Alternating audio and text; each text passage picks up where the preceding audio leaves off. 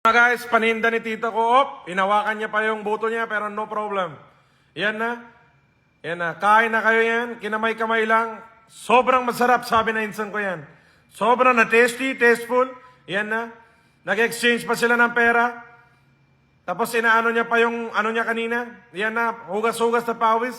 No problem. Serving pa rin tayo yan. Take out. Lagay sa plastic. Yan na.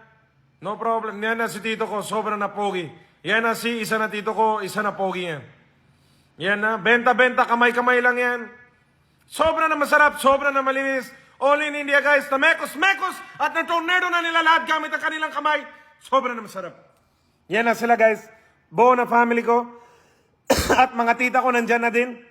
At yung insan ko, luto-luto na sila yan. Yan na, fast-moving business na yan. 100,000 a day yung kita nila yan. Kita yan ha.